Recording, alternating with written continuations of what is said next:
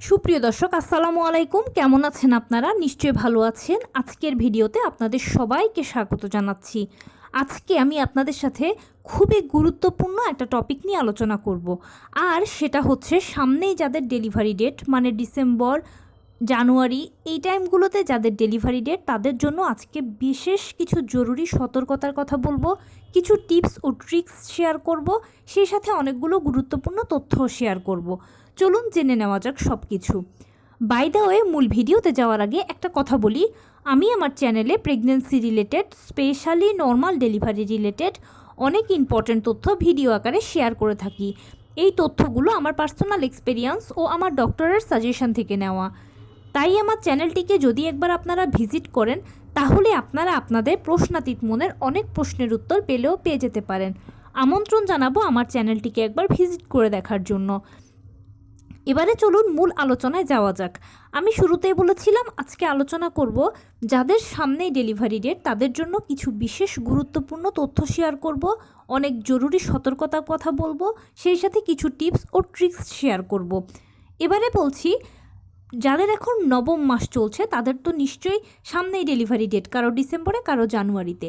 আপনি এখন যে সপ্তাহে আছেন না কেন, 36, 37 যে সপ্তাহে আছেন না কেন, আপনার উচিত শেষ চেক আপটা করিয়ে নেওয়া। যদি আপনি সে কাজটি করেন তাহলে তো খুব ভালো কাজ করেছেন, আর যদি এখনও না করে থাকেন তাহলে প্লিজ ইমার্জেন্সি লাস্ট চেক আপটা করিয়ে নিন। সর্বশেষ চেক আপটা করালে বোঝা যাবে যে আসলে বাচ্চার সব কিছু ঠিক আছে কিনা, আপনার সব কিছু ঠিক আছে কিনা, এবং এই চেক আপের উপর ডিপেন্ড করবে আপনার ডেলিভারি কি সিজারে হবে নাকি নর্মাল ডেলিভারিতে হবে। মা ও বাচ্চার যদি সব কিছু ঠিকঠাক থাকে তাহলে ইনশাল্লাহ ডেলিভারি তো নর্মালেই হবে, আর যদি কোনো কিছুর কোনো সমস্যা থাকে তাহলে সেক্ষেত্রে ডেলিভারিটা সিজারে হবে। সিজারে হলো না নর্মালে হলো ডেলিভারি সেটা বড় কথা নয়, আপনার সন্তান যেন সুস্থ সবলভাবে পৃথিবীতে আসে সেটাই সবসময় কামনা করবেন। নর্মাল ডেলিভারি বা সিজার এগুলোকে কম্পিটিশন করবেন না প্লিজ। সিজারের ক্ষেত্রে যেটা হয়, সাধারণত 38 সপ্তাহে সিজার করানো হয়, কেননা বাচ্চা মোটামুটি যখন প্রপারলি ম্যাচিউরড হয়ে যায় তখনই সিজার করাতে হয় বা সিজার করানো হয়, সেটা আপনার ডাক্তার বলে দেবে। আর ম্যাক্সিমাম টাইম হয় কি 38 সপ্তাহে সিজারটা করানো হয়, এই সপ্তাহেই বাচ্চার মোটামুটি সব কিছু ম্যাচিউরিটি লেভেল সব ঠিক থাকে, এ সময় সিজার করানো হয়। কিন্তু আপনার চেক আপে সব কিছু যদি ঠিকঠাক আসে তখন আপনার ডাক্তারই বলবে যে আসলে কোন দিন কোন সময় সিজার হবে। নর্মাল ডেলিভারির কথায় আসি। নর্মাল ডেলিভারি যারা পেশেন্ট বা যাদের সব ঠিক আছে, ডাক্তার বলেছে যে নর্মাল ডেলিভারি হবে, অপেক্ষা করেন, তাদের জন্য এই সময়টাতে একটু কষ্টকর সময়। কষ্টটা হচ্ছে কি, ধৈর্য ধরে অপেক্ষা করাটাই জাস্ট একটু কষ্টকর, আর কিছুই নয়। যখন ডেলিভারি প্রক্রিয়াটা শুরু হবে তখন একের পর এক প্রক্রিয়ার ধাপগুলো হতে থাকবে, আপনি একটা বুঝে ওঠার আগে আরেকটা হয়ে যাবে।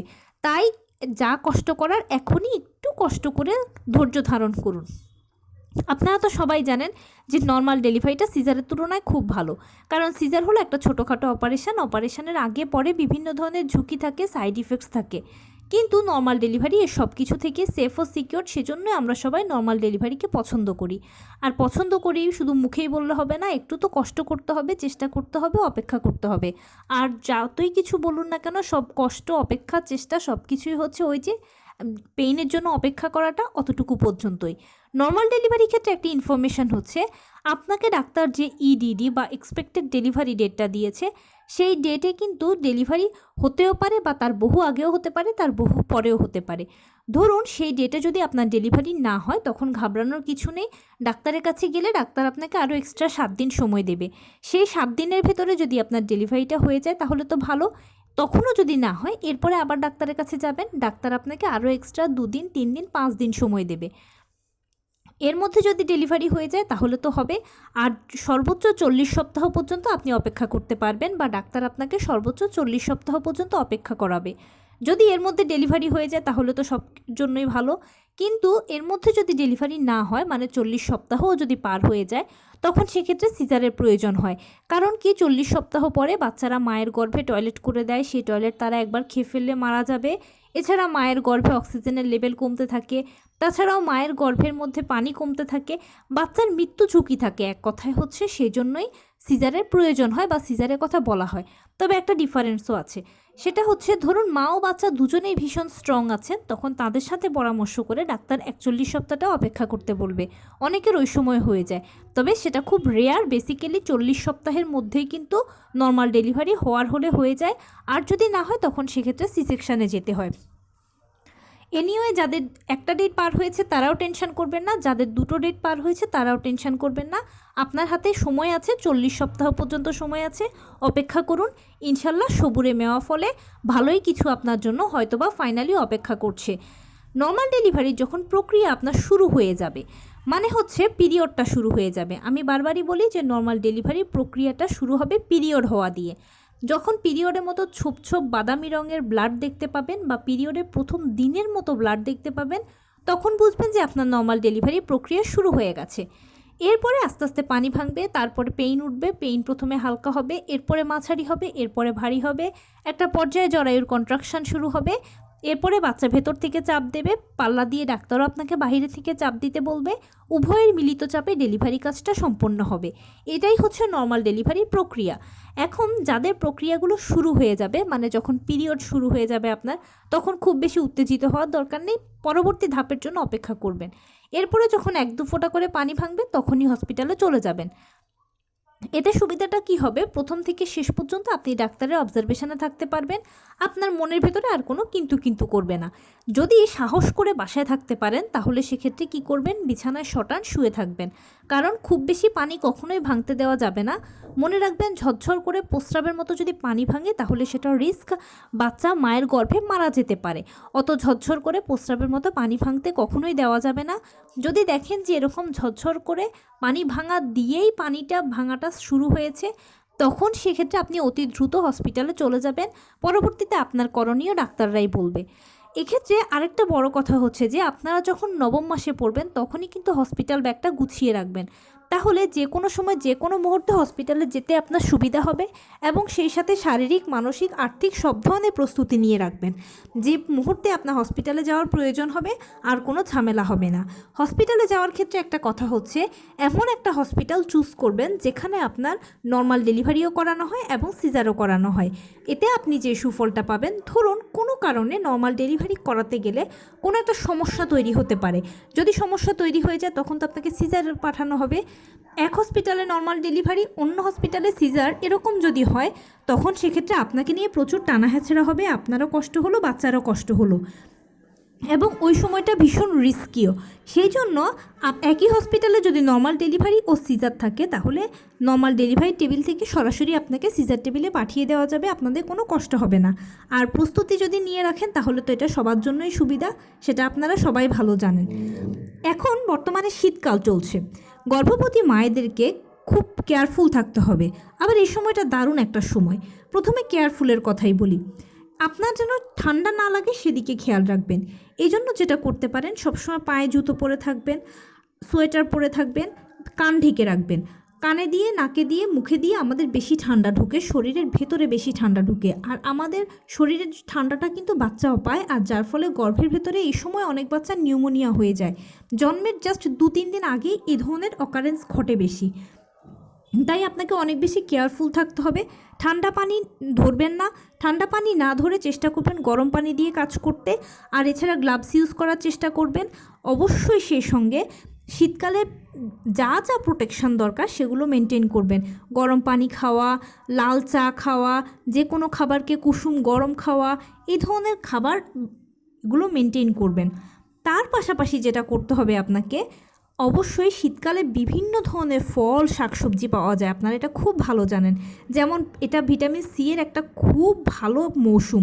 এ সময় চালতা, আমলকি, জলপাই, প্রচুর ভিটামিন সি জাতীয় ফল বাজারে আছে। এগুলো বেশি বেশি করে খাবেন।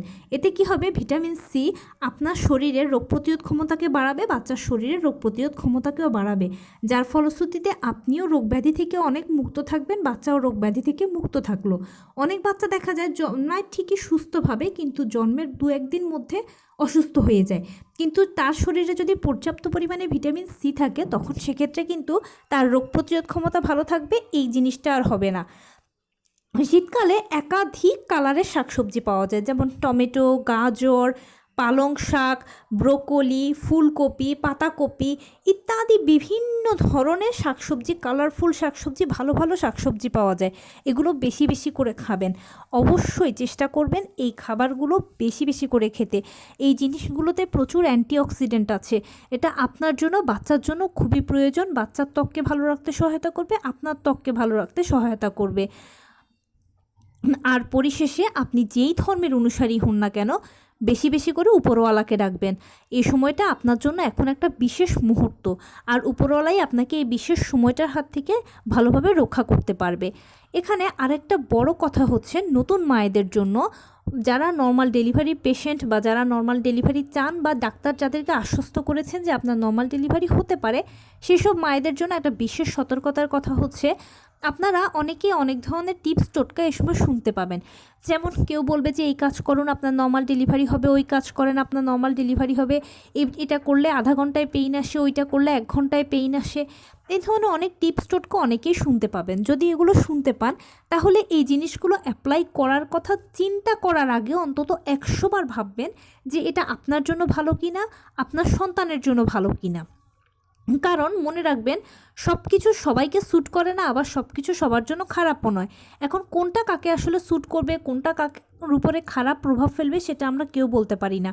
তাই যেই কোনো কিছু শোনার পরে অন্তত 100 বার ভাববেন এটা আপনার জন্য ভালো কিনা, আপনার সন্তানের জন্য নিরাপদ কিনা। যদি ভালো মনে করেন তাহলে নিজ দায়িত্বে অ্যাপ্লাই করবেন, আর যদি আপনার মনের ভিতরে খচখচ করে তাহলে কোনো প্রয়োজন নেই, স্কিপ করে যান।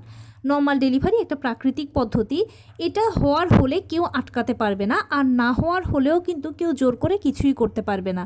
আর যেহেতু প্রাকৃতিক পদ্ধতি নর্মাল ডেলিভারি, তাই এখানে জোর করে ঔষধ দিয়ে ডাক্তার দিয়ে কিছুই করা হবে না বা কিছুই করা যাবে না। সব কিছু প্রাকৃতিকভাবে শুরু হয়, প্রাকৃতিকভাবে শেষ হবে। আর এখানে আরেকটা কথা কি জানেন তো, ভালোর ক্রেডিটটা সবাই নিতে চায় কিন্তু মন্দের দায়টা কেউ নেবে না। যার কথা শুনে ভালো হলো তাকে যদি আপনি অ্যাপ্রিসিয়েট করেন যে আপনার কথা শুনে আমার ভালো হয়েছে, সে তো খুশি, সব ক্রেডিটটাই নেবে। কিন্তু যার কথা শুনে আপনার মন্দ হয়েছে তাকে যদি গিয়ে বলেন যে আপনার কথা শুনে আমার মন্দ হয়েছে, তাহলে সে কি সে মন্দের দায়টা নেবে? কোনো দিনও নেবে না। সে বলবে আপনি কি মূর্খ, অশিক্ষিত, সন্তানের ভালো মন্দ বোঝেন না। তাই কোনো কিছু করার আগে 100 বার চিন্তা করবেন, অন্তত 100 বার ভাববেন যে আসলে এটা ভালো হবে কিনা, নিরাপদ হবে কিনা। আর এই সময়টাতে মানে এই যে একদম ডেলিভারি পূর্ব মুহূর্তটা একটা মায়ের জন্য খুব সেন্সিটিভ একটা টাইম। কারণ মায়েরা এই সময় করে কি, বিভিন্ন ধরনের টেনশন করেন। অবশ্যই টেনশন হওয়াটা স্বাভাবিক, আর আসলে আমরা টেনশন করি না, এটা ন্যাচারালি এসে যায় পরিস্থিতির পরিপ্রেক্ষিতে। কিন্তু টেনশন করাটা যাবে না। টেনশন করা থেকে নিজেকে আপনি বিরত রাখবেন। যে যে কাজ করলে আপনার টেনশন কম হবে সেগুলো বেশি বেশি করে করবেন। কারণ কি, এরকম অনেক বাচ্চা হয় যে জন্মের 2-3 দিন আগে মায়ের গর্ভে মারা যায়। এর কারণ কি, মায়েরা বিভিন্ন বিষয় নিয়ে টেনশন করেন, আর টেনশনের কারণে প্রেশার ওঠানামা করে, আর এই প্রেশার ওঠানামার কারণেই কিন্তু বাচ্চারা মায়ের গর্ভে মারা যায়। দীর্ঘ 9 মাস যুদ্ধ করে এসে আপনি কি এখন চাইবেন তীরে এসে তরি ডুবুক, যেখানে আপনার বিজয়ের পতাকা হাতে তোলার কথা? তাই এই ভুলগুলো কখনোই করা যাবে না। একজন গর্ভবতী মায়ের এই মুহূর্তটাতে একমাত্র কাজ হচ্ছে নিয়মিত হাঁটা চলা করা, টুকটাক কায়িক শ্রম করা, সেই সাথে লো কমেটটা ব্যবহার করা, পুষ্টিকর খাবার খাওয়া, ঘরের তৈরি খাবার খাওয়া, ডাক্তারের সাথে যোগাযোগ রাখা, ডাক্তারের দেওয়া আয়রন, ভিটামিন, ক্যালসিয়াম ওষুধগুলো খাওয়া, এবং সর্বোপরি আপনি যেই ধর্মের অনুসারী হন না কেন বেশি বেশি করে উপরওয়ালাকে ডাকবেন। ব্যাস এতটুকু কাজ করে আপনি দিনাতিপাত করবেন। আর সিজারের জন্য যদি হয়, আপনার ডাক্তার তো বলে দেবে সিজার করাবেন। যদি নর্মাল ডেলিভারির জন্য হয় তাহলেও ডাক্তার বলবেন নর্মাল ডেলিভারির জন্য প্লিজ ধৈর্য ধরে অপেক্ষা করবেন, সময় দেবেন, সময় নেবেন। ধৈর্যের ফল কিন্তু সবসময় ভালো হয়। আর একটা কথা বলবো কি, অনেকে বলেন কি যে নর্মাল ডেলিভারি মানে হচ্ছে আমার একটা বড় ক্রেডিট, আর সিজার মানে হলো বড় একটা ডিসক্রেডিট। আমি শুরুতেই বলেছি, প্লিজ প্লিজ করজোরে অনুরোধ করছি, এগুলোকে একদম ক্রেডিট ডিসক্রেডিট কম্পিটিশান এইসব জায়গায় নেবেন না। সন্তান জন্মদানের 2টো পদ্ধতি, একটা নর্মাল ডেলিভারি, একটা সিজার। যে পদ্ধতিতে আপনার সন্তান পৃথিবীতে আসুক না কেন সে যেন সুস্থ থাকে, আপনি যেন সুস্থ থাকেন, এটা সবসময় কামনা করবেন। এবার কিসের নর্মালে এলো না সিজারে এলো সেটা বড় কথা নয়, কারণ আপনারা মা বাচ্চা একে অন্যের পরিপূরক। মায়ের যদি কিছু হয় তাহলে বাচ্চাটা ভালো যত্ন পাবে না, আবার বাচ্চার যদি কিছু হয় মা এক দণ্ডও শান্তি পাবেন না। তাই মা ও বাচ্চা উভয়ই যেন ভালো থাকেন, উভয়ই যেন সুস্থ থাকেন, সেটাই সবসময় কামনা করবেন। আর ডেলিভারি পদ্ধতি যেই পদ্ধতিতেই হোক না কেন, যেরকমই হোক না কেন, নর্মাল হোক বা সিজার হোক, সেটাকে উইলিংলি অ্যাকসেপ্ট করে নেবেন। কখনোই কম্পিটিশনে পর্যায়ে নেবেন না। অনেক ধ্যান ধারণা, অনেক মন মানসিকতার মানুষ আমাদের সমাজে আছে। এক একজনের এক এক কথা, নানা মুনির নানা মত, কিন্তু কারো মতামত, কারো সিদ্ধান্ত বড় কথা নয়। এখানে আপনার মতামত, আপনার সিদ্ধান্তই সবথেকে বড় কথা। কারণ আপনি মা, দীর্ঘ 9 মাস আপনি সন্তানকে কষ্ট করে গর্ভে ধারণ করেছেন। আপনার কষ্টটা অন্য কেউ করে দেয়নি। আপনার সন্তানকে আপনিই কষ্ট করে পৃথিবীতে আনবেন, অন্য কেউ করবে না। তাহলে অন্যের কথা শুনে শুধু শুধু নিজে মন খারাপ করবেন না, বা অন্যের কথা শুনে কোনো একটা বাজে সিদ্ধান্তও নেবেন না। সবসময় উপরওয়ালার উপরে বিশ্বাস রাখবেন, এবং আপনি যেই ধর্মের অনুসারী হন না কেন, বেশি বেশি করে উপরওয়ালাকে ডাকবেন, অপেক্ষা করবেন, সময়টাকে সময় দেবেন, সময় নেবেন। ধৈর্যের ফল সবসময় সুমিষ্ট হবে। তো এই ছিল আজকের ভিডিও। কেমন লাগলো বলুন? যদি ভালো লেগে থাকে ও হেল্পফুল হয়ে থাকে, তাহলে প্লিজ লাইক, কমেন্ট, শেয়ার করতে একদম ভুলবেন না। আর সেই সাথে আমার চ্যানেলটিকে সাবস্ক্রাইব করার বিনীত অনুরোধ রইল। পাশে থাকা বেল আইকনটি ক্লিক করে দেবেন, যেন আমি ভিডিও আপলোড করার সাথে সাথে আপনারা নোটিফিকেশান পেয়ে যান। যদি কোনো প্রশ্ন থাকে কমেন্টসে জানাবেন, আমি রিপ্লাই দেব। প্লাস যদি কোনো পরামর্শ থাকে যে কোন বিষয়ের উপরে ভিডিও বানালে আপনারা উপকৃত হবেন, সেটাও জানাবেন। আমি আপনাদের পছন্দের সর্বোচ্চ প্রায়োরিটি দেব। ভালো থাকবেন, সুস্থ থাকবেন। আসসালামু আলাইকুম।